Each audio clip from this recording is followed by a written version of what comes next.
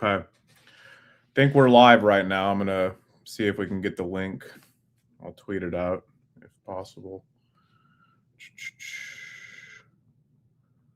Man. Did you see that Jose quote? Just Yeah, I saw it. an asshole, man. Oh my god. Yeah, we'll get into it here.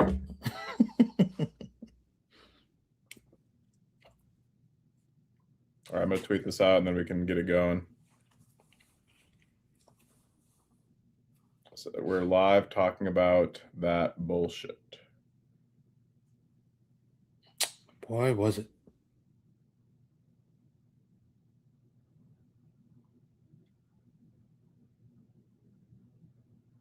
Okay. All right. Okay, we're live. If anybody's tuned in right now, hello. I know more people will probably discover the stream here in the next few minutes. We didn't intend to do it this way. We had our first podcast last week. I think it went really well. We had a lot of really good discussion. We put it out into the world. I'm still figuring out how to do this. I've never done a podcast before, so I'm kind of figuring out as I go. We had planned, me and Brian did, to talk after this game about the game and kind of All-Star weekend, trade deadline coming up. We had a lot of things on the agenda to discuss, and it was looking like for a long time tonight that we were going to get just like a nice, great win against a team that we've struggled with all year. And then whatever the fuck happened in the last 45 seconds of the game happened, and we were both really upset, and we thought we got to get on here, do this live, get it out of our system, have other people work through this as well. So, Brian, how are you feeling? What's going on? What's going through your head right now, man? Man, a lot. I am. It took me a second to sort who I was most upset with. Well, no, I know who I'm most upset with. It took me a while to sort like the order by which I'm upset with people to like at the close of that game. Yeah. Like Paige, obvious. That was pathetic. That was embarrassing. I was talking to some of my friends in the Dunker Spot Discord and two of my Pelicans fan friends about. Do you remember that game against the Pelicans, the first in season tournament game where we had that shitty court that we played on once, and Lucas said we're never playing on that again? Big time. Do you remember that awful game he had where Herb Jones and Dyson Daniels just ate his fucking lunch and he gave up in the first 4 minutes? Right. That's what this game felt like. Yeah, it's she had a stretch in the third quarter where she played with intention. She got to her spots. She was aggressive. It was starting to look like she was going to turn her night around because the first half was just basically sleepwalking. It was just sort of, the classic what we've seen against Atlanta where she doesn't want to attack Ryan. She doesn't want to work hard enough to get a different matchup. She doesn't want to force the issue.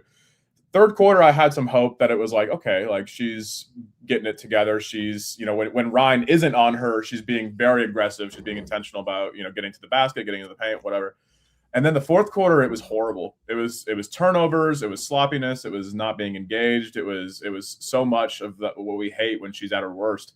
And then she hit that big three, and it's like, oh, she's back. That's the shot we needed. That's gonna put it over the edge. And yeah, then that last possession, like, what are you doing? And like she even said post game, like I should have not kicked that to Jess right there. I wanted to get it back. She said she was like, I wanted to give it up, get it back. Well, it's the last 5 seconds of the game with a all out pressure, desperation defense. You don't know if you're gonna get that back. They don't want you to get it back.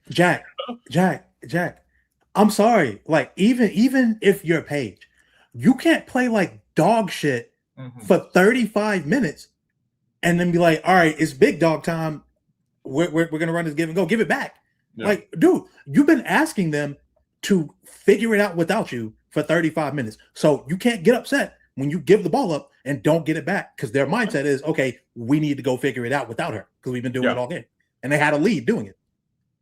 Exactly. And Paige is the most to blame for that. I mean, I don't really, I know there's been a lot of talk about Jose not calling the timeout, which I agree with. It was ridiculous. But, once they get when Leash hits the shot and they take it out the basket and they're going down the floor, at that point, you know, if you don't want to call the timeout, if you want to not give Atlanta a chance to draw up something on defense, set that defense. Yeah, yeah, I get that. Like, you know, cross half court, see what you can do. But the second Paige passed that ball to Jess, and Jess started dribbling aimlessly with no plan. Yeah, just across the lane with nothing in mind. That timeout's got to come. And we've seen it before. We've seen so many times where, you know, originally the coach decides we're not calling a timeout here. We're just letting our players go.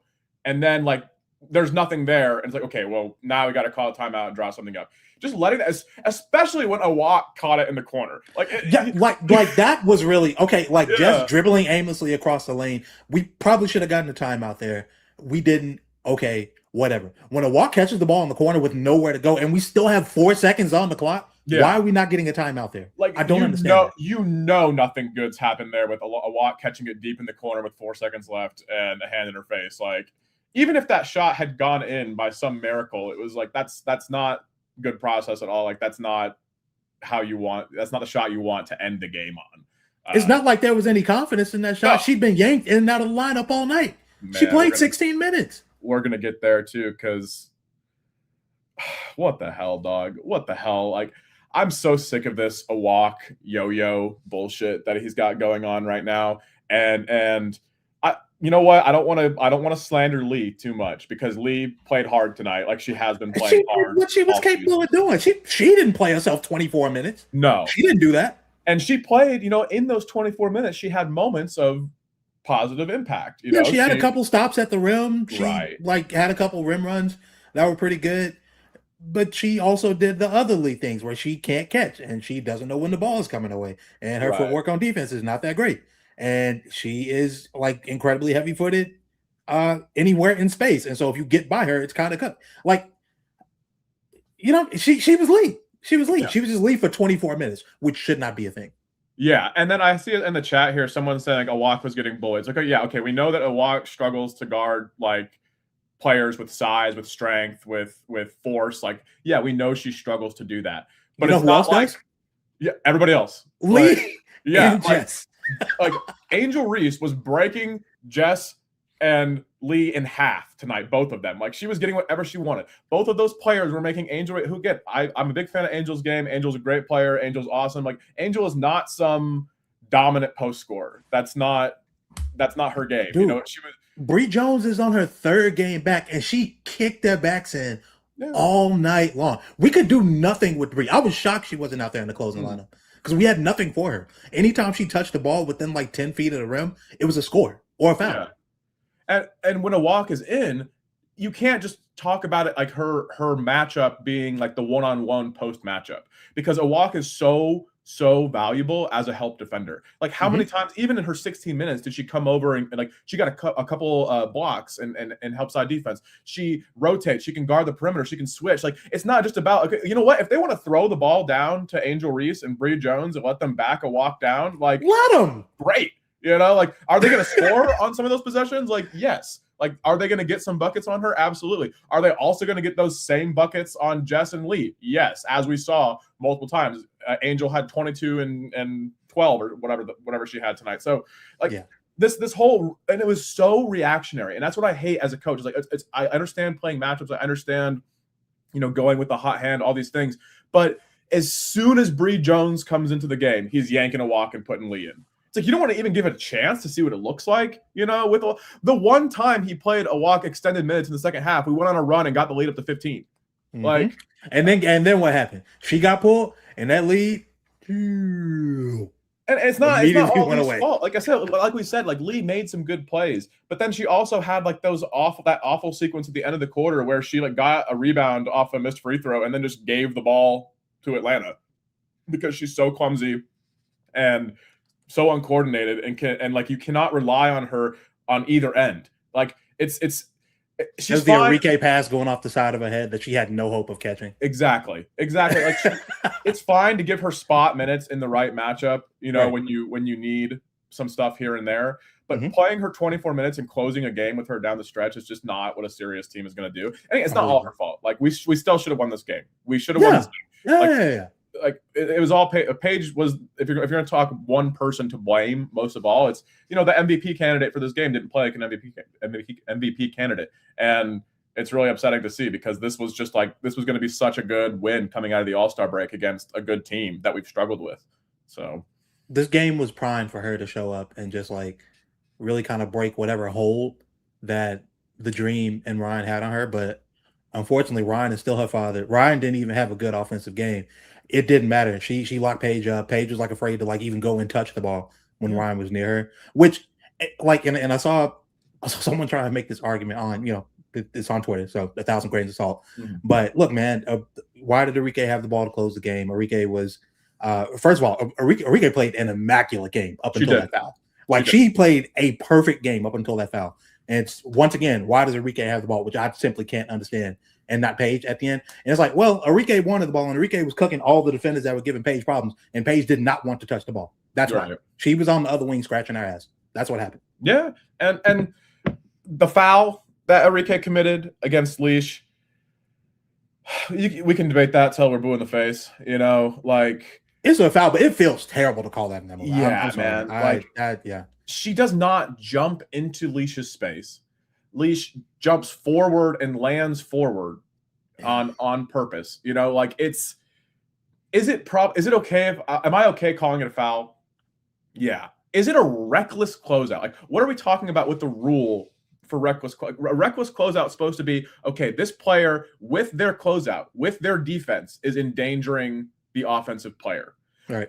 Enrique didn't do anything with her closeout to put Alicia Gray in danger.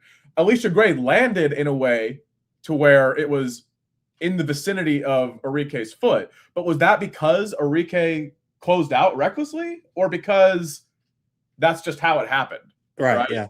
Like, and making that call at that moment in the game just feels crazy. But, like we said, it shouldn't come down to that. It should not have come down to that play. We were up 15 like 7 minutes prior in game time. It should not have come to that.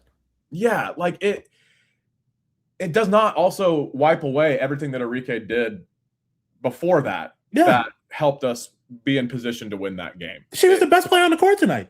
Yeah, like easily, like by a lot.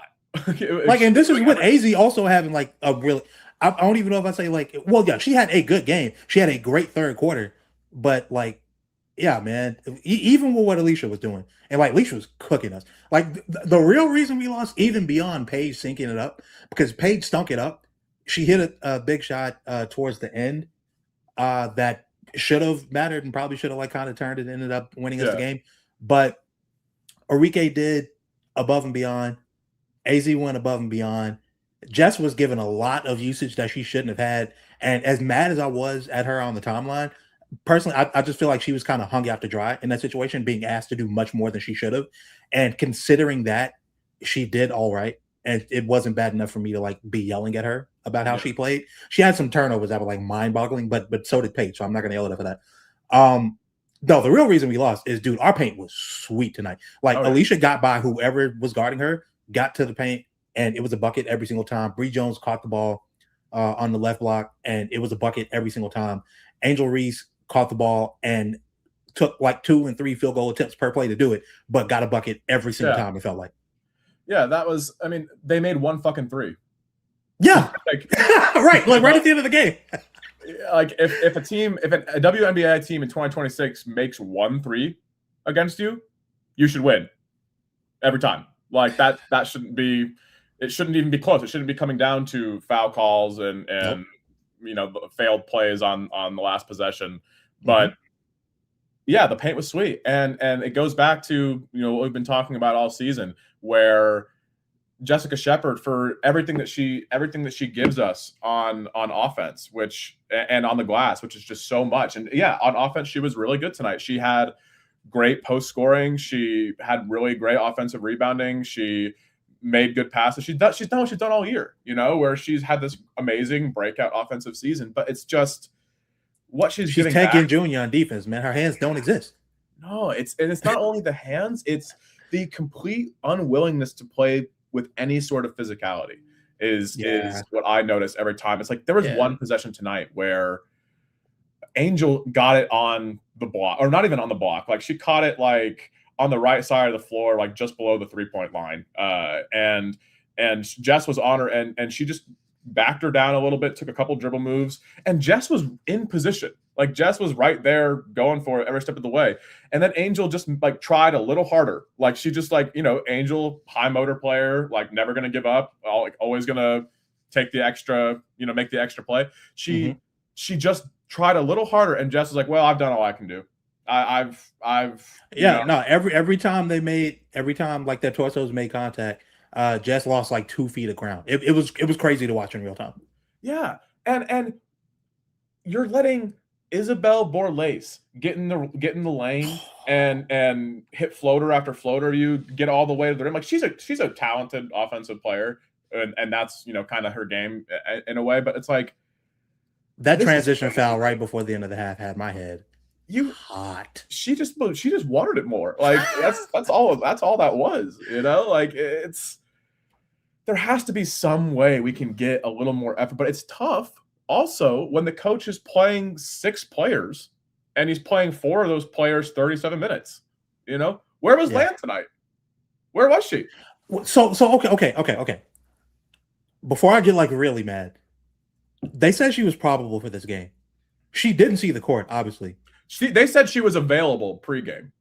They said she was like available. She was available to play in this game. Yeah, but Jose did some weird cagey shit before the game where he was like, yeah, I don't remember the exact quote, but he was like, yeah, she's available, but it's going to be limited. It's going to be limited because it's going to take more than 2 practices for her to get, ready to go. It's like, is she not a professional? Is she not a veteran? Like, I'm not trying to hear that shit. We're not talking about a rookie, bro. I'm sorry. No, like this is the reigning defensive player of the year. You know what I mean? Like I know who's been itching to get on the court like at every opportunity. It seems like for the last like month and a half. Like now that she's starting to like round in the form. Like I don't think she didn't play because she didn't want to or because she felt she didn't. She wasn't ready. I'm not that. Yeah, like. I'm hot at that shit. Actually. Yeah, it's just weird. If she's not healthy, then why is she available? And if she is healthy, why didn't she play in a game where we honestly could have really used her? We you don't think we could have used her in some of those 24 lead minutes? And you don't want to play a walk because you don't trust her for X, Y, and Z, or you're scared of Bree Jones and Angel Reese. So you're defensive specialist player who you signed to a $1.3 million contract and is available tonight. She's just a DNP coach's decision because she hasn't practiced enough. Like that's just weird. There's something to that. There's been something with Jose and Lan all season. Like I thought we had started to get over it once she started to play better. Yeah. And he started to trust her to play through her fouls a bit more. Maybe this is just, hey, we want to be very careful with this leg thing because I still don't even know what it is. Yeah. Okay, sure, I guess, but 24 Lehman is where I've got to draw the line. This thing that he has with the walk, where the offensive process can get a bit wonky, she can make some bad decisions here and there, and he like we talked about this like off mic. He values their offensive process so much more than what a player is going to be able to give you defensively to try and like raise the level there, because that's really what's kind of been carrying us through this season. And to a degree, I can understand that. Right. You can't take that stance when it's your best defender.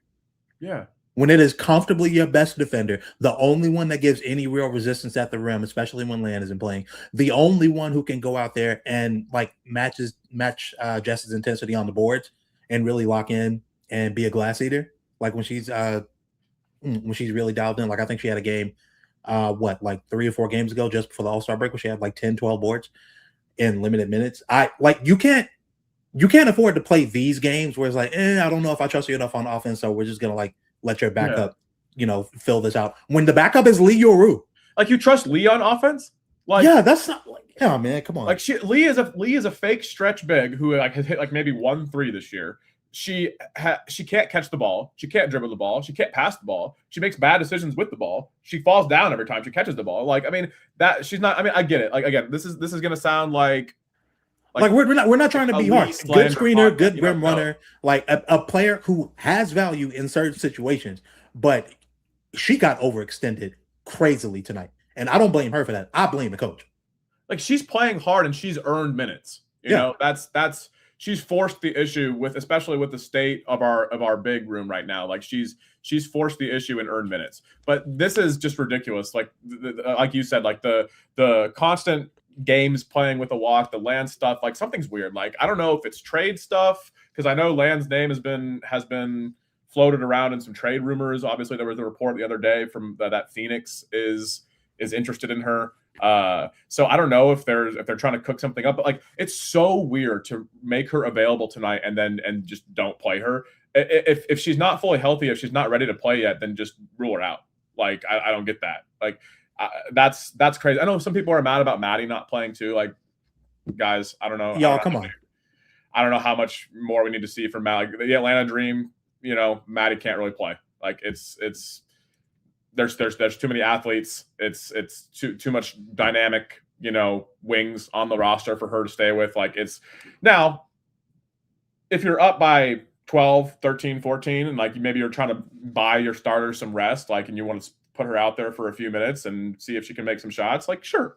Yeah, maybe instead of those 18th and 19th Leo room minutes. Yeah, like I mean, okay, like, but like we have to understand Maddie's limitations as well. So I mean that I understand, but the land stuff is just it's baffling, and so is the Awak thing. Like it's just, again, like it would be one thing if you had so many good bigs that you needed to work in, you know, and you were such a good defensive team that was getting stops in the paint, and so you weren't missing a beat.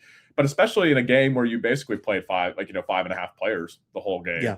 First game out of the All-Star break, like Paige is hung over as shit, you know, like you're like, like, you know, like this is not the time to be playing a playoff rotation necessarily. You know, I know they just had a few days off, but you said it yourself, like they're rusty, they need more practice, like all these things. Like I don't get it, man. I am a Jose fan because of what he's done so far this year. He's, you know, led us to our greatest season in franchise history so far. He's done a lot of really good things, but this stuff is weird. Like I don't know what to do with it. Like tonight was a head scratcher. Look, much like Paige, like it can't be MV Paige, but also you can't critique her when she falls short. It can't be both. It can't be Jose is a great coach who has led us to the best season in our franchise history, and also we can't ask any questions about some of the things that he's doing that don't seem to make sense, like from our view, right? And you know, I don't really mind his cattiness with the media, his sarcasm. You know, that's, you know, whatever. Yeah, if you can walk it, you can talk it. That's fine. You can be a dickhead like in the interviews or whatever, but what you do needs to make sense. Yeah, you need to be able to explain it. And tonight, where he's like, well, there's a lot of armchair QBs who would say we should have done this thing or that, and well, maybe if they had done something different tonight, we would have won the fucking game, man. I don't know. Yeah, dude. Like lost, what? You know, like I get it, man. I'm not a coach. I'm not saying I am a coach so that I can do your job, but I mean, call a timeout at the end of the game when you're checking up some bullshit. You know, like I don't think that's an unfair criticism to levy towards you. When the player that you clearly don't trust on offense catches the ball with 4 seconds left in the game with the chance to win it and has nowhere to go, and you don't want them to dribble, maybe you should consider calling a timeout. That feels like something you would do in that moment, not even what I would do. Yeah, or not running like a 5-man rotation in the first game out of the All-Star break. You know, also that. Oh, I have my buddy Parker in the chat saying, "Hey Jack, quick question: why do you hate AZ Fudd? I'll hang up and listen." Really great troll right there. Let's talk about AZ because AZ was really good tonight. Hey, I have on my Fudd shirt. Yeah, look, shout out. Oh, shout out. Is it? Yeah, that's 35. Shout out to AZ, the Alphabet Fudd. She had a really nice game tonight. She was really good. She had some, you know, she made some big defensive plays. Like she kind of was on defense. She was kind of like what she's done all year. She makes really, really good plays, timely plays, big time steals, defensive event creator. She had some questionable reps in the point of attack. There was a few plays where Izzy kind of had her way with her and where Leash had her way with her. Leash was giving her hell, dog. Yeah. My God. But she fought and like I went and she against, you know, on switches and made plays. And then on offense, you know, first half was frustrating because she took no threes. She still only, I think she only took the 2 threes tonight. Took no threes and took no layups. It was all like midi pull-ups. But I think tonight she finished with those 2 threes. Like, I'm pretty sure she was 2 for 2. Yeah, 2 threes. And then before that, I think in a stretch a little bit before that, she had the one driving layup, and then I think like a. Did she have a layup in transition? No. She had the pull up 3 in transition, but she had like a driving layup that was pretty nice and a layup off of a cut. I was like, okay, well, you know what? If in the first half you're gonna take all these pull up middies and you're going to hit them, at least you hit them. Yeah, sure. Yeah, I'll complain a lot less if you're just gonna hit all of them, and she just about did. But then she played really well in the third quarter. And, she was on fire in the third, and she made some really good plays in the fourth quarter too. But then again, it's like she made those 2 threes pretty much back to back in the third quarter. Those are the only 2 threes she took all night. She was 2 for 2 on the game. Like, that can't happen, man. Like, that's that again, like we've been saying all year. That's not only on her, because tonight I don't think it was as much on her. She didn't necessarily turn down too many looks. Yeah, she wasn't turning down like good looks as much as in some of the games that we've been more upset with her in the past. Yeah, but then again, that's probably a coaching thing too, to an extent, where it's like, okay, maybe we need to just force the issue, and they, like I tweeted about this, like the Dream are so good about taking Dallas out of what they wanted to do on offense, about leveraging their athleticism, switchability to blow up all the dribble handoff action, pass and cut stuff that they like to do. They can just switch everything. They can make things tough. But Dallas did a pretty good job about adjusting to that, especially in the second half. So but two 3-point attempts for AZ Fud, just like, you have to find a way to have that be higher. Like, it's just got to be, especially in a game where Atlanta made 1 3 and you really couldn't punish them on the other end because you only made 4 threes in the game. So if you make your season average on three pointers tonight, like, you probably win the game comfortably. But Wings couldn't get anything going from 3 earlier or either, and AZ having only 2 attempts is just that can't happen. Yeah, that's bad. That's kind of unacceptable. I know you pointed this out a bit online. I had a bit of an issue with just how little we were attacking Bree Jones when we had her like caught on guards in space, like off of the switch. Like you said, they have a ton of bigs who have like great foot speed and great hands and are able to defend, maybe not quite at the point of attack, like at the defend at the level of a screen, and can switch and can hang in space for a bit. Angel's like awesome at that. She's one of the best in the league at that. That's Angel, fine. An all defense caliber player. Yeah, I don't expect you to like be going at her consistently and having like consistent success. Even Naz Hillman is like fine at it. Hey man, when it's Bree Jones stepping out there, like in her 3rd game back, stepping out there on you, I'm sorry, you've kind of got to like go to work and make something happen. There's no way we couldn't get better looks than we did in those situations, and that's kind of where I feel like we failed to punish them. Yeah, it's frustrating because Bree Jones is a great defender in her own right. She can hold her own drop. She's big and strong and skilled and she's a great defender. But like you said, it's her 3rd game back. Like this is a player who, of their bigs, like if you're talking like ball screen coverages, you can take advantage of her more so than Naz Hillman and Angel Reese and players like that. So like the game plan on offense left a little bit desired. Like, I think that, like I said, it was better in the second half. Like they pretty much in the 3rd quarter specifically, like they got what they wanted. They attacked in transition. They ran off on stops. They played great defense for the 3rd quarter too. Like the 3rd quarter was just like a lot of the 3rd quarter was sort of the playbook for how this can look if the team reaches its full potential. Because it's like you're getting stops, you're creating turnovers, you're running in transition, you're hitting your shots. AZ's taking threes. Paige is sort of like doing a little bit of everything. She's aggressive. She's attacking the lane. Like that's the stuff we all want to see.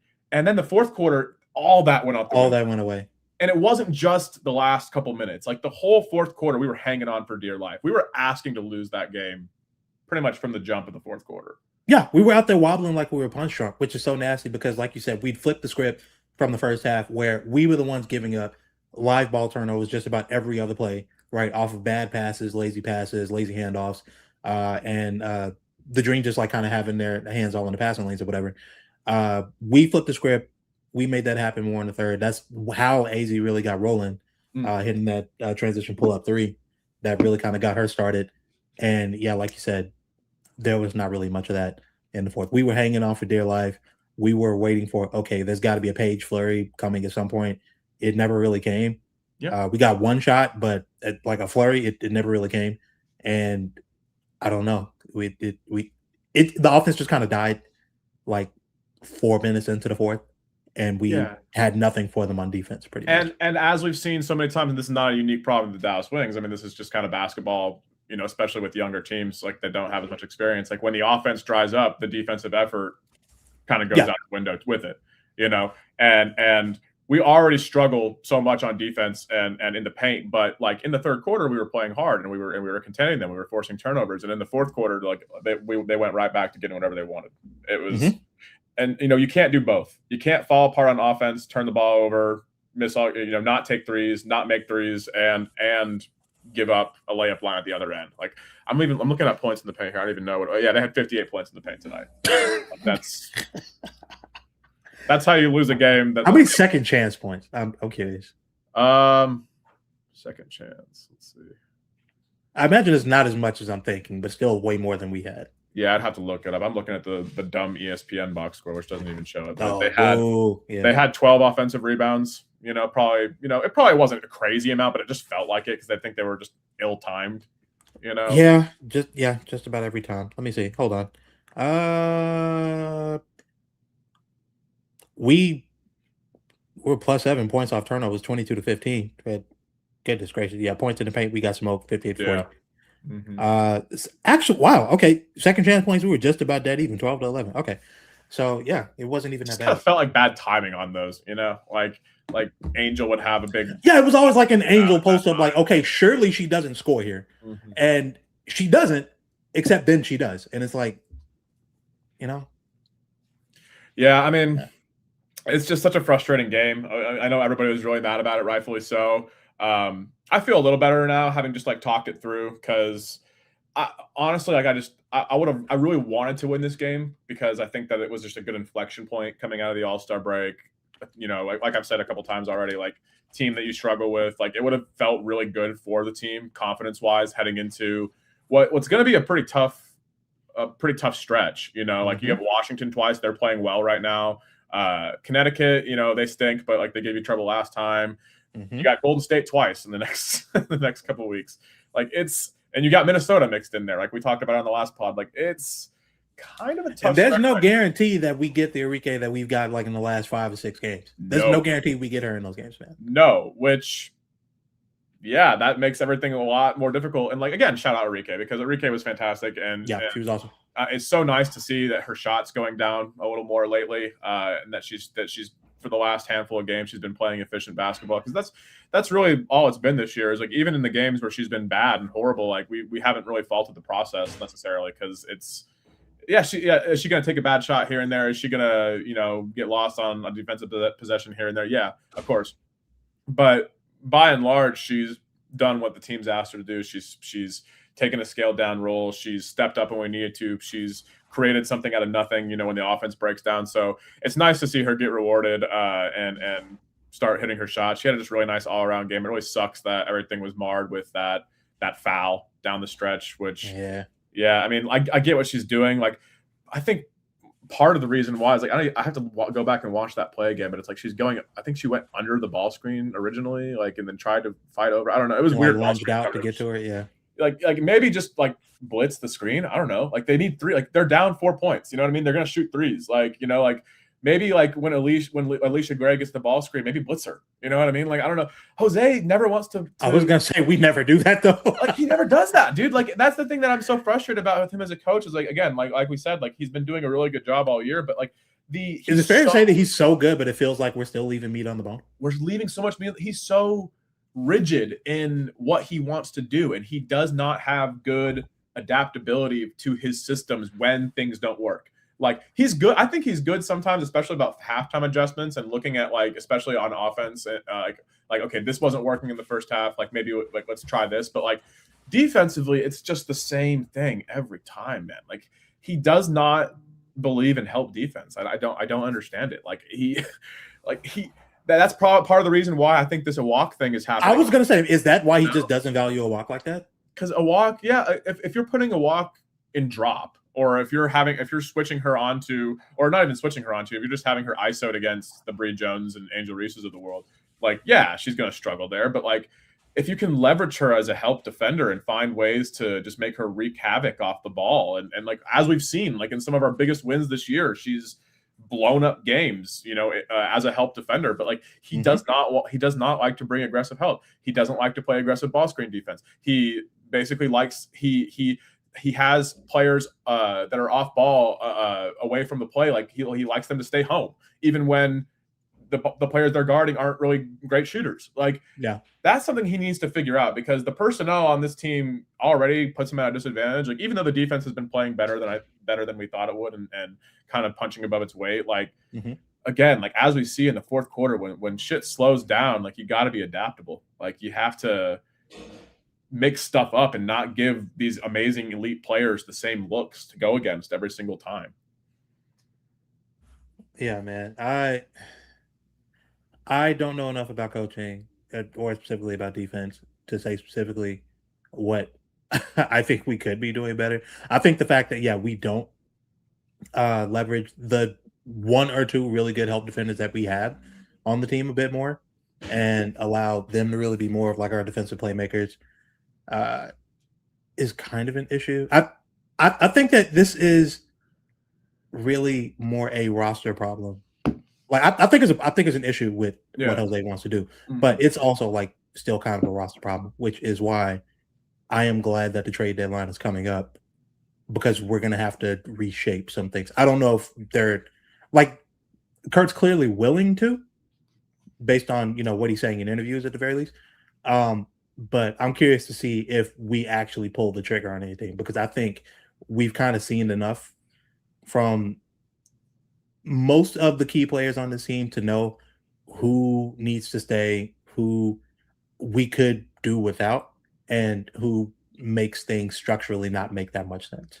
It's when you have this game, a really important game against a great team, and you don't trust players 7 through 10 on your roster, it's a pretty clear sign that you have some work to do. Yeah. Odyssey Sims, 3 minutes. Shug Sutton, 2 minutes. Isaiah James, 3 minutes. Alicia Clark, DNP coach's decision. Maddie Segrist, DNP coach's decision. Alana Smith, like we've talked about, DNP coach's decision. Like, clearly there's like, these are all players that you can get away with in certain matchups playing, but like, he doesn't have his 8 guys, that he's like, okay, this is who I can go to war with. And especially as the playoffs roll around, you're going to need to figure out who those players are. And if you don't have them, you got to go get them. And I'm not necessarily like, I know that in the WNBA, it's hard to make in-season trades. There's a hard cap. There's only 15 teams. You don't have a lot of players, selling off a lot of teams selling off their wares. It's really tough to make stuff shake. Like, we talked about this the other day, just like texting. Like, last year there was 3 deadline deals. The year before there was 1.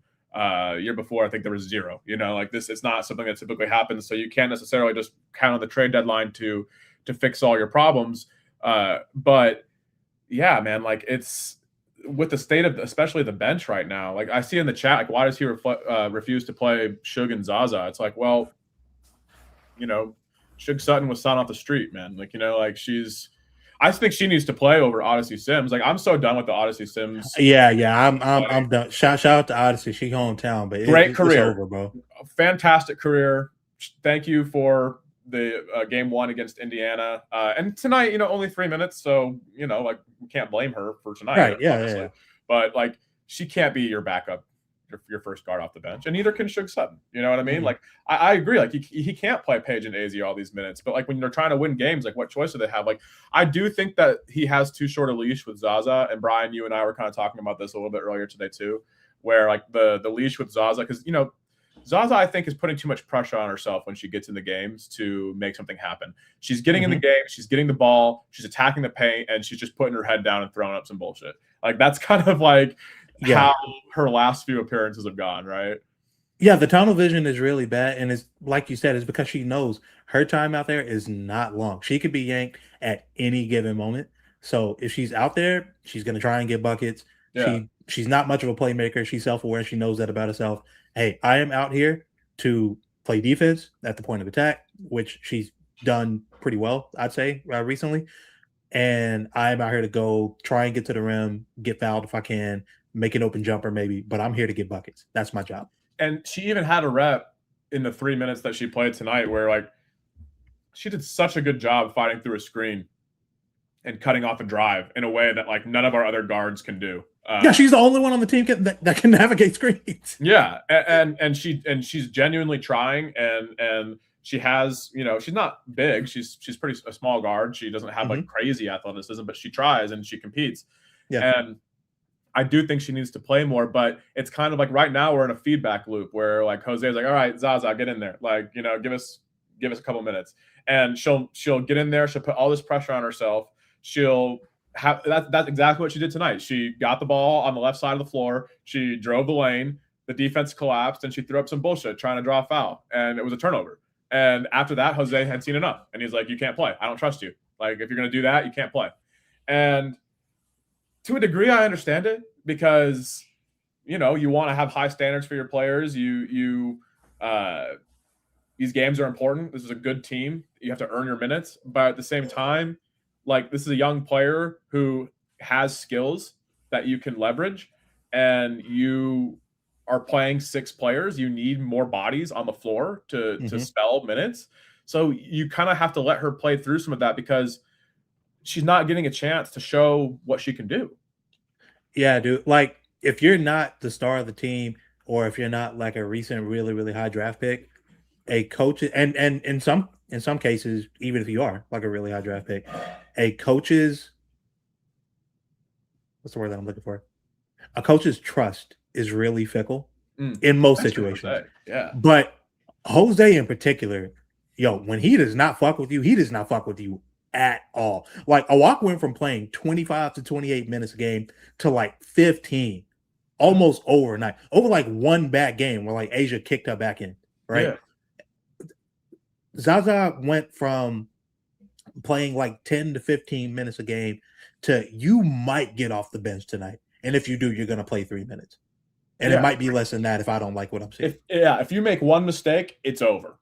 Like, you're done. And it's tough to develop young players like that. Yeah, and it's like, again, like, do I think that Isaiah James is like a cornerstone piece who is going to swing a playoff game for us or be part of the young core? Is she untouchable in trades? No. Like, we're not delusional here, but like, she can help you. Like, we've seen games where she's made a meaningful difference, you know, with her minutes. And right now, like, yeah, she's not playing well, but she's not really getting a chance to get back to that. And again, these are things on the margins, you know, because we're a good team, and when you play other good teams, like, that's kind of what decides games. You know what I mean? Like, I don't think anybody here is putting a bunch of eggs in the Isaiah James basket, but you need to find something. If you're not going to make a big trade, and you want to be good this year, if you want to make a run, you got to try to figure out something else with what you have. So, speaking of making a big trade, the name that's been out there for everybody, right, is obviously Kelsey Plum. We know that Golden State is going to be in the mix for that. We think that Washington should be in the mix for that. Some people believe that Seattle should get in the mix, depending on, you know, how ready they are to accelerate this rebuild that they have going. I know that some Wings fans believe that we should be in the mix for Kelsey Plum. And it's not like I'd be against it, even if it's only a half season, because we don't know if she'd resign. Yeah. As she is an unrestricted free agent going into the summer. For like a quarter of a season and a playoff run of like not just competent, but like elite point guard play next to Paige, like someone else that can really handle the ball and create for themselves and create for other people, I would understand taking that risk depending on what the price is.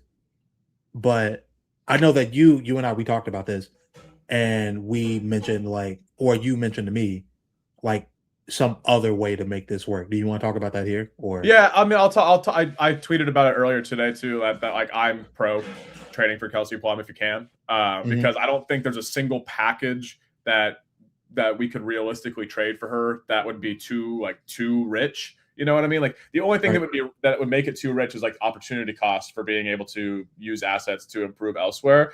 But like, it's Kelsey Plum, man. Like if you can get Kelsey Plum for a couple late firsts and Enrique, like like I know Enrique's been playing better lately, but let's table that for 5 games from now when she has another 5 for 26 game. You know what I mean? Like it's like Kelsey, I was about to say she's playing well, but yeah. we know this cycle. We've been here long enough to understand what's going on here.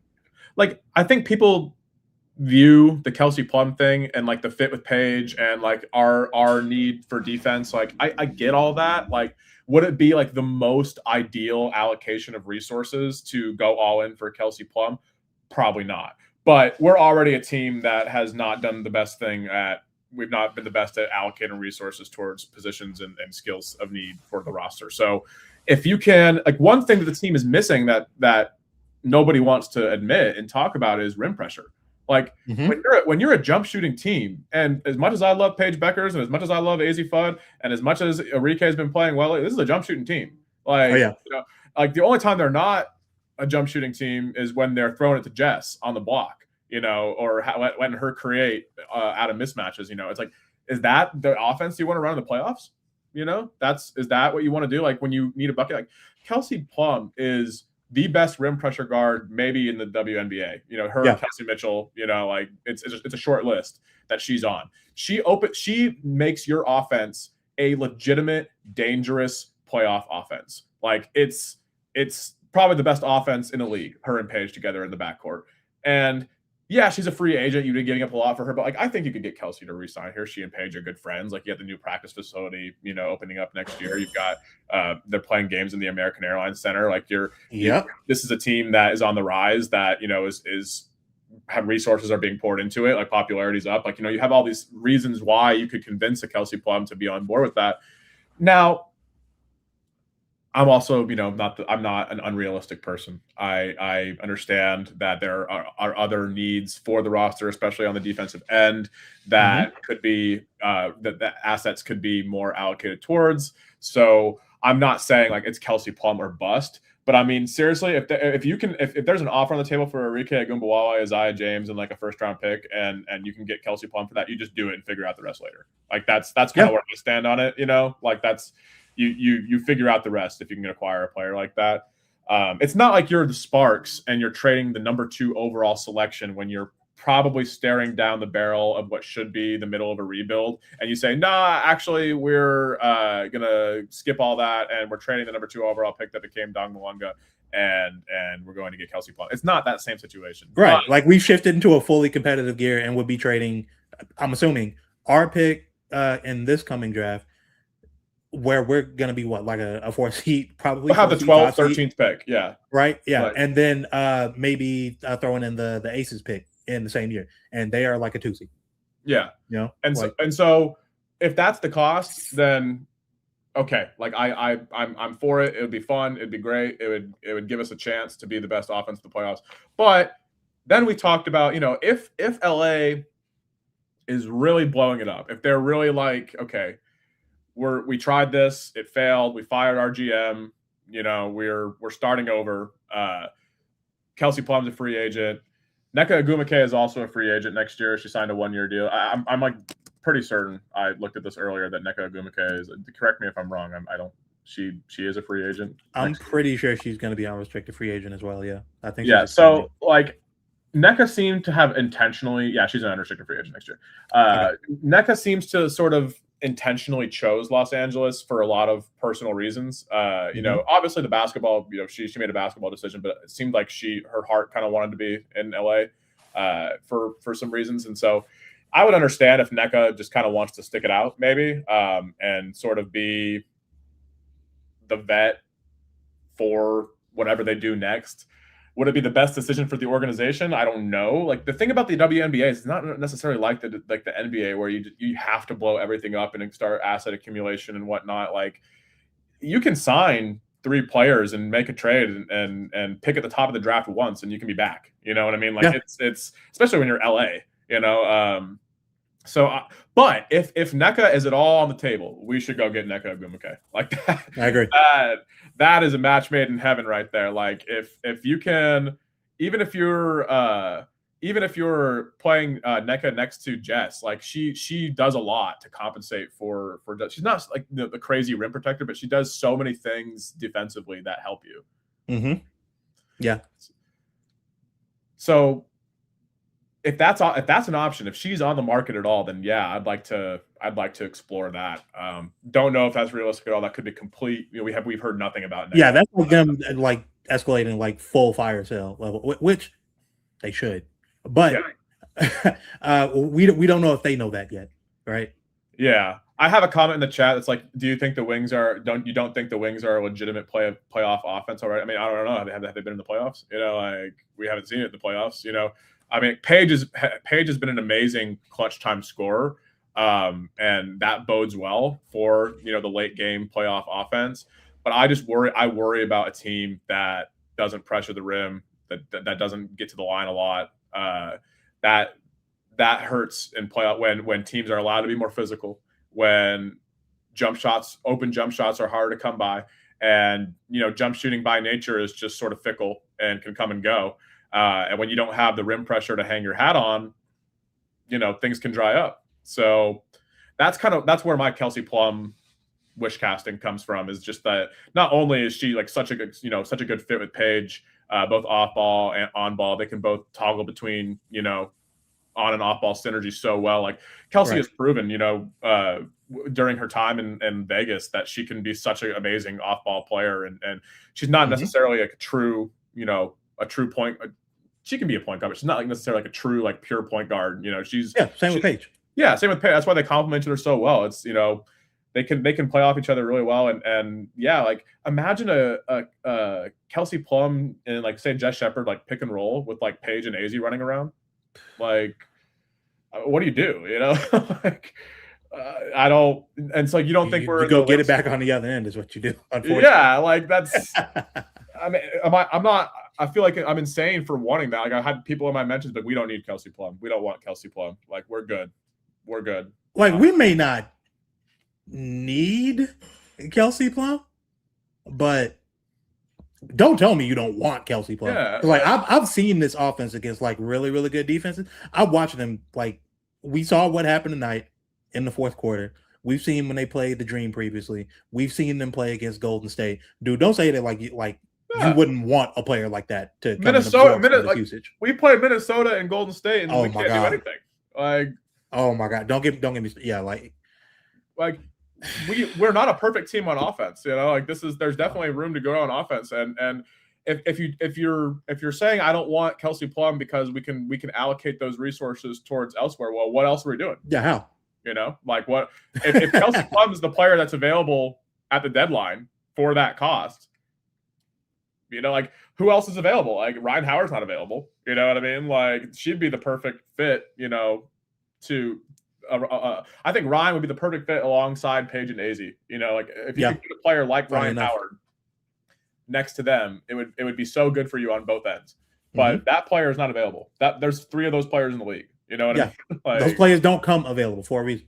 Yeah. So yeah, that's my thinking on it. Is like if you can acquire a Kelsey Plum, you figure out the rest later. And that's what Kurt is paid to do. That's what he's supposed to be. He's supposed to wheel and deal. He's supposed to make these moves and not afraid to be aggressive when they come. Is it going to happen? No. Like it's probably not going to happen. Like we're not. Yeah. It's like don't talk to me about like proper resource management or resource allocation when the proper way to manage your resources with this team in the summer, like going back to the draft. If AZ Fudd is your number one, okay, you draft AZ Fudd, but you know what you do? You don't accelerate the rebuild so that you can stay and pick at the top of this coming draft where there are 2 or 3 of those wings available that we're talking about that will pair perfectly with those 2. And they didn't do that. So now we're here and we're just picking up the pieces however we can.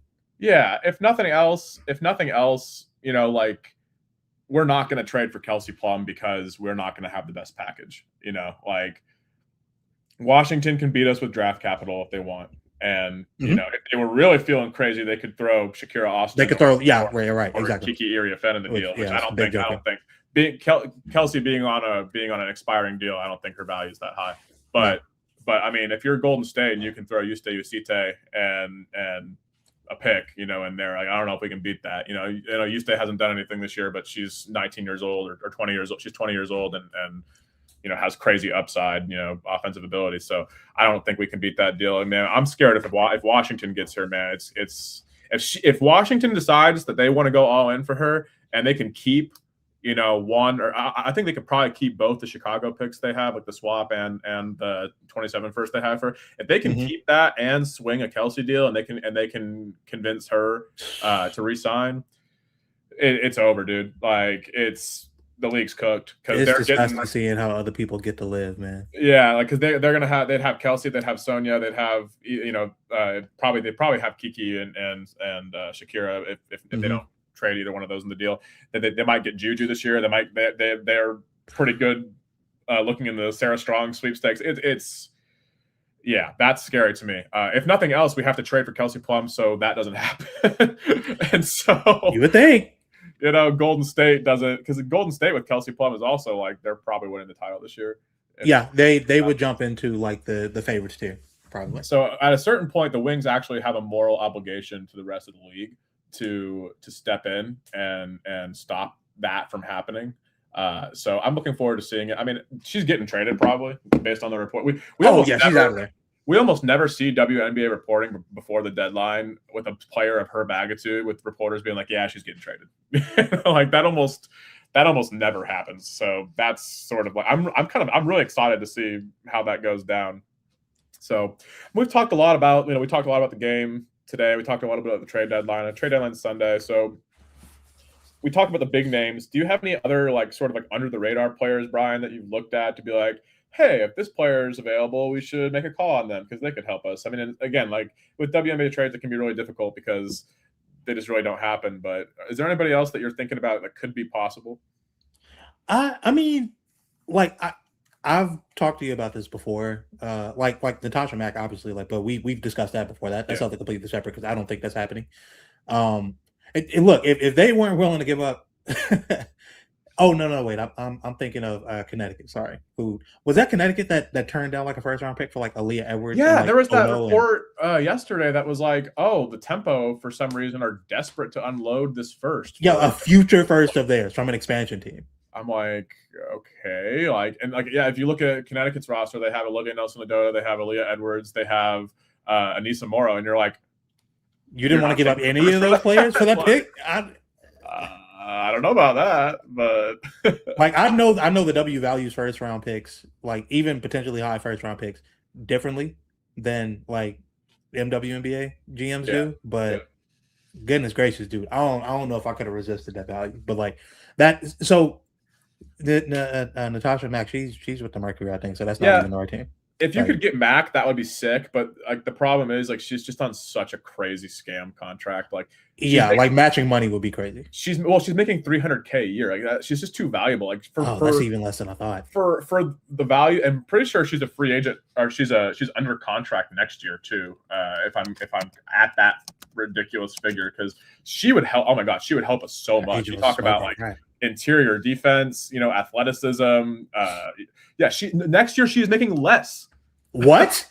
Yeah, that's a descending deal. What is she making? She is making $288,000 next year. So Phoenix is probably not. I mean, why would you give that away? You know what I mean? Agent should be boiled in tar. Yeah. I mean, my God, that's crazy. So again, I think Mac is a great name. That would if we could get her, and would she help us? Yeah, but I don't. Even if Phoenix blows it up, even if they're like, we're trading AT, we're trading Ka, we're right. Yeah. Like, even if they're doing that, like, why trade Mac? Like, why get rid of a good youngish player? On a super scam deal. Yeah, like that doesn't make any sense. So I don't know. Like, if you look at that landscape of other than that, like, if you look at teams who, like, Portland is another one who I'm like, what are y'all doing? Like, are y'all, because they kind of set out this year in the expansion draft. Like, their expansion draft strategy was clearly, we're taking flyers, we're bringing in international players, we're tanking for Juju, Mm-hmm. but it hasn't really gone like that this year because their coach is too good. Yeah, they're kind of winning a few too many games. You know what it feels like? It feels a little bit like who's that? Who's the coach for the Brooklyn Nets? Jordy Almost said Jordy Nelson. I know it's not it, but what's his Fernandez. last name? Jordy Fernandez. There we Yeah. go. Yeah, they won a few too many games early off of like his coaching and like a couple of MPJ heaters, and it's like now we don't quite have the odds that we probably should have going into the lottery. So that's my question: is like, does Portland look at the trade deadline and be like, okay, let's accumulate some more assets. Let's push more into tank for the top 2 or 3 in this draft. Is Bridget Carlton available? I doubt it because I doubt it. I would love it. That'd be perfect. Well, near perfect. Yeah, I love it. She's great. I think that she's too much of an essential part of their team right now. I think Agreed. I think even apart from the basketball, I think that culture fit wise, I think that she's, kind of exactly who they've hung their hat on with that kind of thing.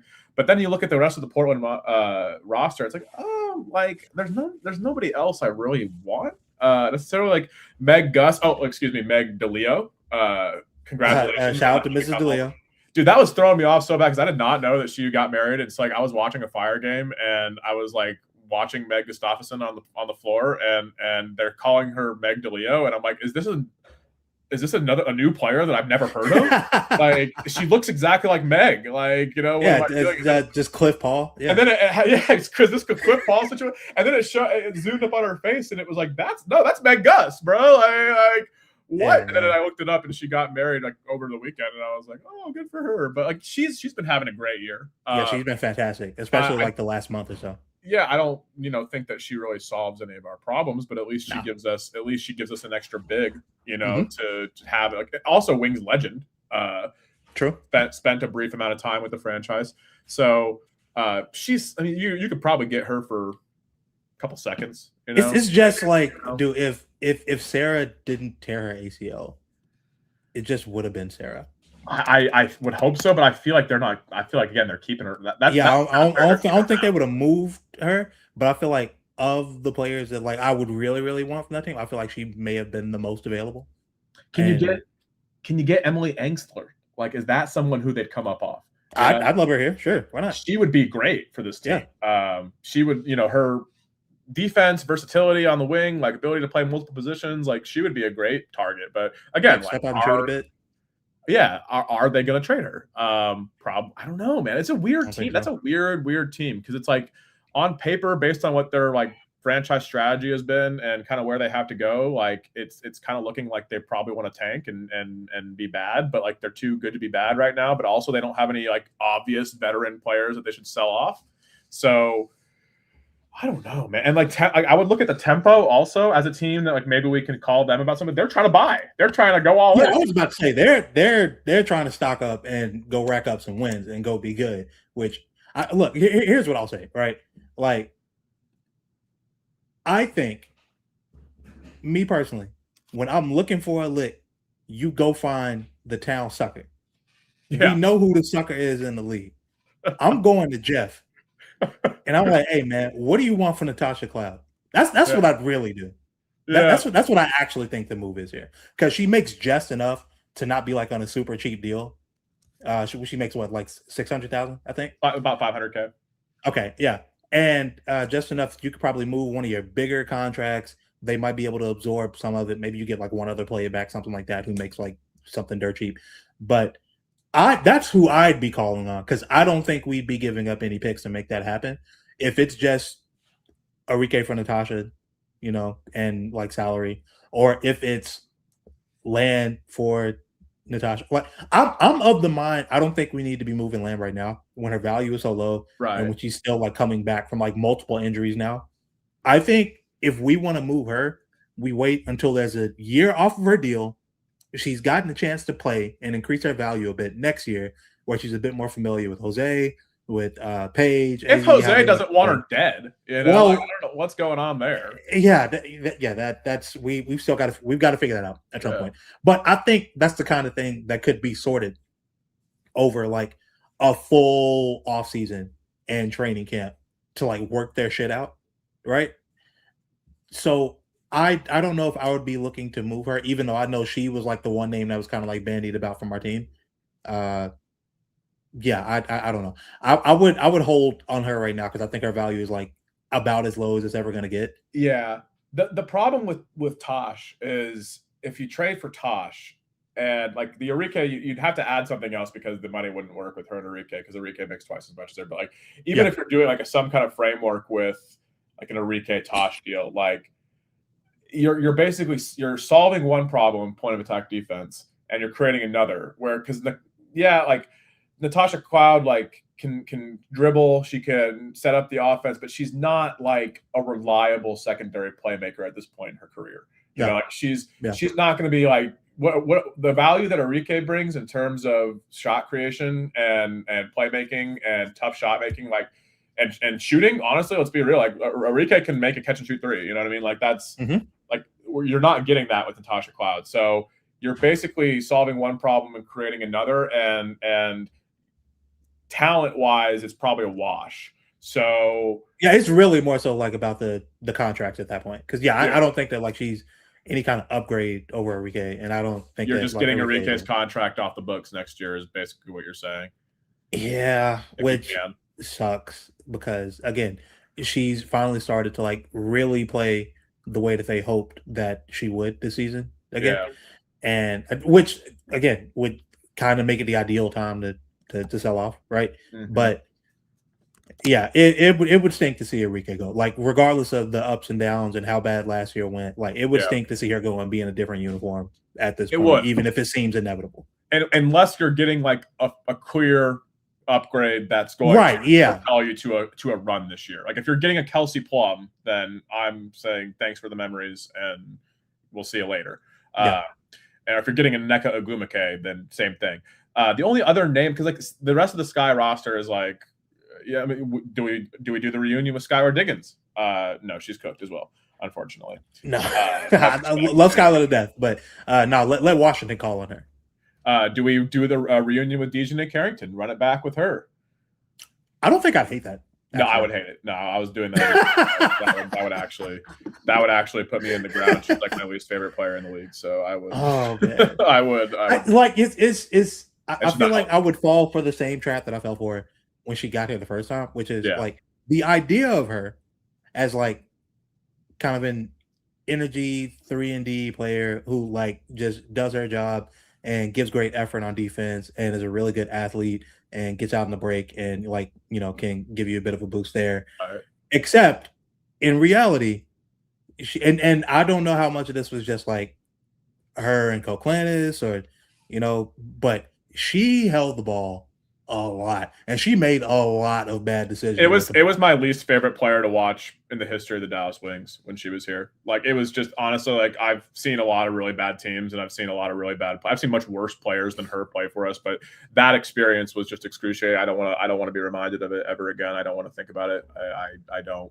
You know, we're talking about it now. It's, you know, it would probably be better on a good team like this one, you know, like where there was structure. Yeah, different context and stuff like that. But like, I just don't even want to. And plus, she's not healthy right now anyway. So, you know. Yeah, no, she literally just got back. Yeah. The only other name that I'm thinking of that has been floated around there, just like in terms of like wish casting and whatnot, and just basically positional need is Ezi Magobor from Seattle. Kind of the odd man out with the Dom and Awa front court.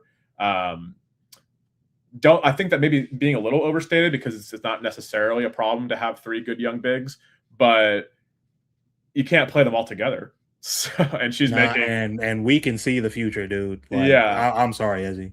Yeah, like, and she's making $1 million for the next 2 seasons after this. So it's like you really want that player being your third big, you know, like. And she would be great here. Like she would, for sure. She would help us out so much. Her and Jess together would be sick. I know she's been battling injuries of her own too, but like, if you can make that work, I'm all for that too. But yeah, I mean, I see in the chat here, I don't expect trades. Yeah, you probably shouldn't expect trades. I know Kurt made some comments the other day in the media where he was basically like, Yeah, I mean, you have to be aggressive. You can't be afraid to pull the trigger, but also it's hard to trade, Yeah, guys. but also you need a willing partner, right? Yeah. It's really hard to trade. And he said that he just can't help but like whenever he talks, like to say things that piss me off because it's just like he always says whatever he's thinking, like but he does it through a GM speak lens where he's like, we like to make trades that are win-win. It's hard to make trades when one person's trying to win the trade. It's like you should be trying to win the trade. Yeah, that should be you. That's your job is to fleece people. Like I don't care if somebody else. Okay, about making the other team better, or gets good value. I want whoever we trade with to have horrible value, and to whoever we trade there to be terrible for that. I want them to look back on the trade that we made and weep. Yeah, that's what I want. Yeah, like that was crazy to me. But like, it's hard to glean anything from that interview except for the fact that like, hey, like we kind of the way I read that is like, hey, we want to make trades. Like we're on the phones. That's the only thing you can take. We're on the phones. We want to get better, but like we're having a hard time. Nobody wants our bullshit. So, that's kind of where I think we stand. Now things could change between now and the trade deadline as teams start to show their hand and commit to what direction they're going in. But yeah, I mean, I think all the names we've talked about are interesting and their potential, fits, but we'll see what happens, man. I'm hoping something does, because if nothing else, some depth, some reinforcements for this team. It gives us something to talk about. And man, it's hard. Sometimes at one point during the game tonight, I'm lying to myself, being like, man, this is a good team. like that's the thing. Like despite this bullshit that we witnessed tonight, I'm excited for this home stretch run of the season, getting ready to gear up for the playoffs. And frankly, I feel like a move should happen, just because I feel like the players who have been in the rotation pretty much all season and have weathered all like the heavy usage and heavy minutes, like they deserve to have like a bit of reinforcement to come in at this trade deadline. We have, for all the complaints that we have about AZ, we have asked a lot of her in her rookie season. She's playing the whole game. She's guarding the point of attack when she shouldn't be. She's asked a lot sometimes to be like a secondary creator. Like we've asked a lot of her. We are asking so much of her, and I get that she is the number one pick, but at the same time, you also have to consider what her actual skill set is, the kind of player that we think she's going to be able to grow into, how you get her on the proper developmental path to get there, and the things that we're asking her to do that could be potentially like stunting some of that growth, or at the very least, just like stunting her like in-season development, because she's focused on so many other things. She can't drill down on like the things we actually need her to do, as opposed to like the things we're asking her to do at the moment. Yeah, and that's just one player. And I'm tired of seeing like, if when we do lose games, losing them in the same ways every time. So like, oh my god, yeah, it would be nice to just have somebody in here who could have us play a different way at times. And I know, again, like the way we lost tonight was really frustrating, and it basically exposed a lot of the problems of this team. But it's like, this can be a really good team, and we can do something. There's not a clear title favorite in this. Minnesota, I think you'd probably say, with how Liv's playing, with Fee being back, with Kayla McBride, what she's doing right now. Like, I think that you basically kind of have to pencil them in. You can't count out the aces with Asia and, what Jackie Young's doing, and obviously they're the aces, so you can't. Right. The Valkyries are, especially if the Valkyries get KP, it's like those are kind of the three teams that are like, okay, that's you're not at that level of those three teams, but anything can happen in a 5-game playoff series. Like that's kind of where I'm standing. We have Paige Beckers, if she's at the peak of her powers. There is. We have the player that could be the best player on the court. I put her up against any player in the league, like tonight, notwithstanding. As long as she's not going against Ryan Howard in the Atlanta Dream. Well, yeah, we're good. Yeah. So we'll see what happens. I'm excited to see how it shakes out. Someone asked too, just about like, what are you feeling about the Aces pick, like 2027 pick? Like, honestly, like I'm at the point, I'm really saddened by this, because like I'm a draft guy. Like that's kind of where like my bread is buttered in this game. I love the draft. I love watching college basketball and with a mind towards draft prospects. That's how I've become like really, really into women's basketball over the last handful of years. Like, but man, we're gonna our picks this year are not we're not going to be in range for any like the really fun players. What am I supposed to do? Get excited about like the Chloe Kitts of the world, like pray for Hannah Hidalgo magically falls or something like that, which is not going to happen. Am I supposed to get excited about Zachary Rissache's sister? Like this is not. Like this is like. Well, I mean, hey, John Salon's sister is way better than him. So, like, if transitive property, True. I mean, she's a decent prospect, but again, it's like when you're picking at the end of the first round, you're kind of throwing darts at the wall, and like, you can get good players there, but that's all the more reason why I think it's okay to, if a really good, like a Kelsey Plum level player is available at the deadline, go get him, go do it, because Kurt has already boxed us in with the AZ pick, with the land contract, with the Jess contract, with how he's built this roster. Like, we're already kind of boxed in to this timeline. So team building becomes really difficult because you basically can't build through the draft anymore. Like, that's not really an option for you. That's basically been taken off. Like when he said, like, we're going to try the OKC approach. Like, well, now you're not. That's off the table. So the draft is basically, unless you're acquiring a pick from a team, from a bad team, which that's not going to happen unless you can scam the tempo somehow. Like, unless you can, look, if they're really looking for players, you can come pick off our bench. Hell, depending on who it is, you can pick somebody out of our starting lineup. We're going to be getting a future pick of yours. Right. Somebody in the chat just asked me, how did he box us in with the AZ pick? I may have talked about this a million times, but like, it's not about AZ and the quality of player she is, because AZ is helping. Obviously, as you can see, like, the addition of AZ this year has vaulted us into a top 4 team. And she's a great winning player who on a winning team can be a starter and be an impact player on both ends of the floor. But this was our last chance to add Paige's co-star. And if you think AZ Fudd can be Paige's co-star of the future, that's, I hope you're right, is all I'll say. I hope that you're right, because look at what Olivia Miles is doing. Look at what Alafam is going to be in 3 years. Like, that's all I'm saying. Like, that's, again, I don't want to talk about that over and over again, because I've said it a million times. It's not about AZ. I'm not trying to discredit what AZ has done for us this year, what she's going to do for us going forward.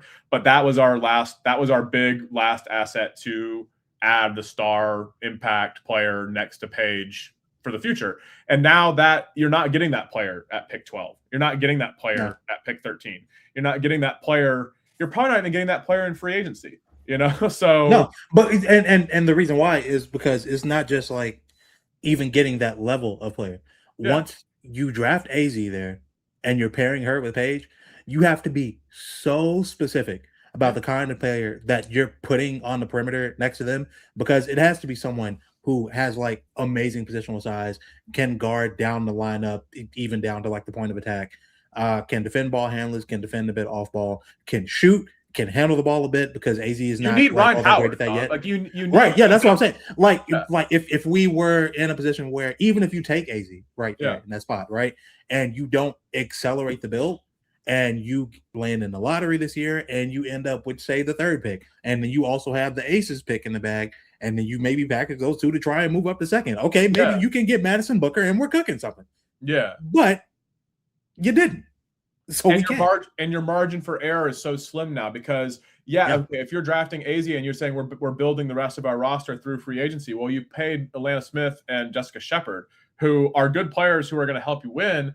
But imagine if we had given that money, and she probably wouldn't have come here, so it's a moot point. But that's the danger of building it through free agency. But imagine that money goes to Gabby Williams, then this is a completely different conversation, because 1 through 3 of Paige, AZ, and Gabby, now that's moving me.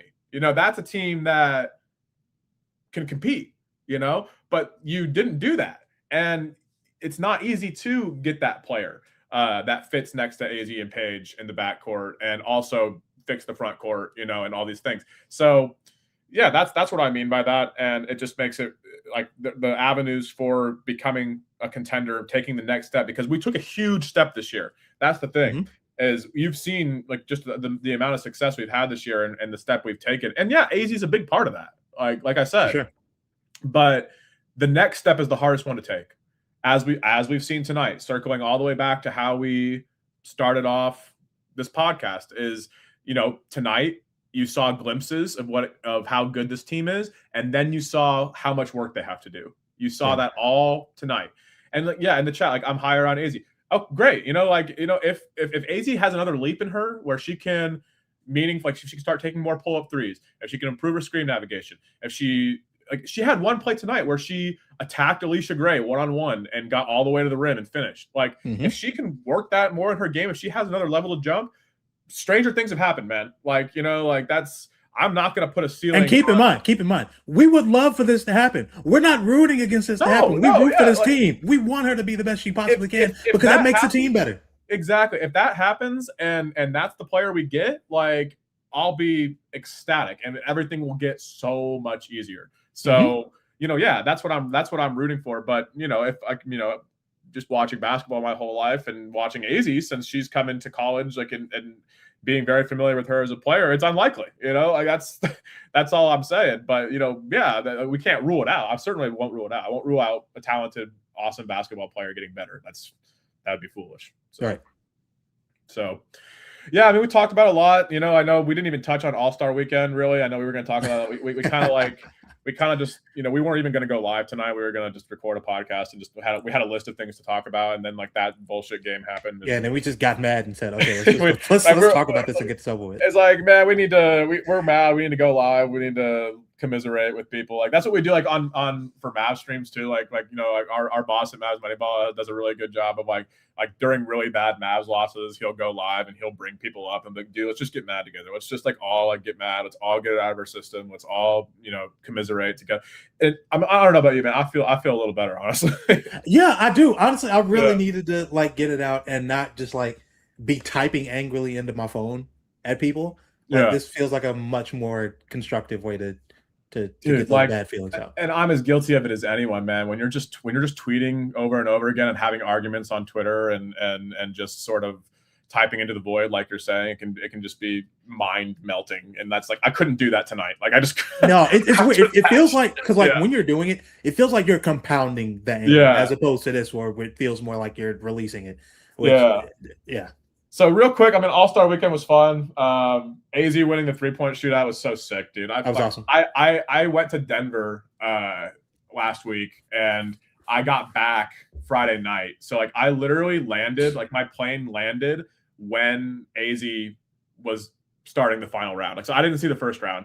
But as soon as AZ stepped on the floor for the finals, my plane landed. So I pulled out my phone. I'm with my friend and I'm like, yo, check it out. Like, AZ's about to go. She's in the finals, man. And like, I got like shitty plane reception. We literally just landed. Like, we're on the fucking tarmac. And I'm like watching.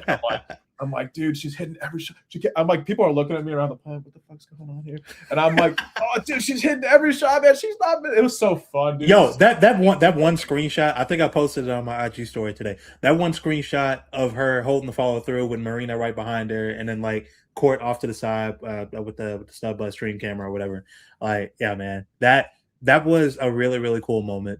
And I remember asking someone, I was like, hey, has anyone ever like won the 3-point contest like for the Mavs? And I'd forgotten completely that Dirk did it, which I was like, of course, I should have known that Dirk had done it. But it was like, yeah, her being the first person to like ever do that for this franchise was like really, really cool. Yeah. And as a rookie too, like doing it, like, yeah, man. And like, it was like, she said, that's a good point that she made. Like, after it was like, oh, I had a lot of time off with my injuries. Like, I got really used to shooting off a rack. I was like, oh yeah, I hadn't considered that. That's funny. Okay. And I do think that like I made an offhand tweet about this where I was just like, you know, maybe that gives her some confidence and some juice going forward. That like that's what I'm saying. I wanted her to come out like firing tonight, and in the third quarter she did. And like I guess like if you count like the midi pull-ups, like she wasn't shying away from shooting. She just wasn't getting as many opportunities as I thought she should have.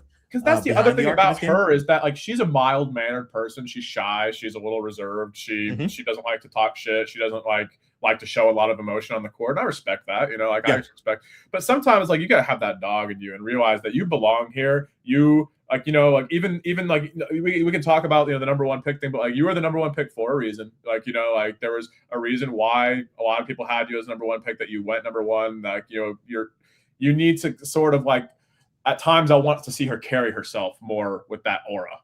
Yeah, like if nobody else is gonna on the team is gonna do it, and like you're a grown woman, so like you can't reasonably expect that.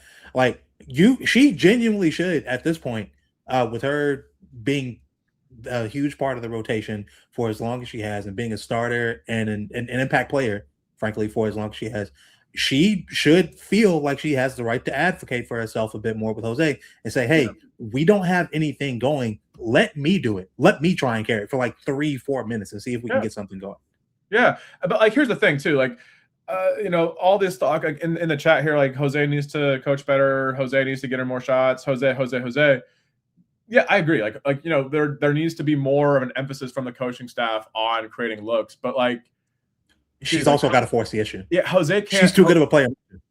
Jose can't put the ball up in the air. You know what I mean? Mm-hmm. Like, that's the thing. That's like, and like when you're a player with a little bit of limited self-creation ability, like it just makes it more difficult. So it's a balance, and we need to find it. Like, she needs to drop. I can point like to a million plays they draw for her. Like they run so much stuff for her. Yeah, they draw plays, and like on a night not like this one. Like I said, she didn't turn too many good looks down in this game. No, not this game. But she has done that in the past. Yeah. And it's like like you said, when you are a player with limited like talent and like particularly like potential for self-creation, every shot attempt is super valuable. Being able to get a shot attempt up that's a skill. As a player with her skill set is super, super, super valuable. So you have to value every single one that you get.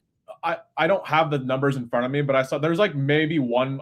She's top 3 in the league in coming off screens. Like, she gets more screens set for her than almost every other player in the league. So like when you say like they need to draw up more plays from, like, what do you mean? You know what I mean? Like what do you mean by that? Like, you think that she needs to run more pick and rolls? You think she needs more ISO reps? You think she needs like they need to run more like specific like off ball cutting action for her? Because they're already doing a lot of that other stuff, and she's not getting as many isolation and pick and roll reps because that's not where her bread's buttered right now. Yeah, they're not trying to overextend her and like actually put her in a bad position where she's being overtaxed and then like taking shots that she doesn't need to. She's not comfortable doing that necessarily right now yet. So I mean, it's going to come, and it's development, and that's why she's a young player and she's going to get better.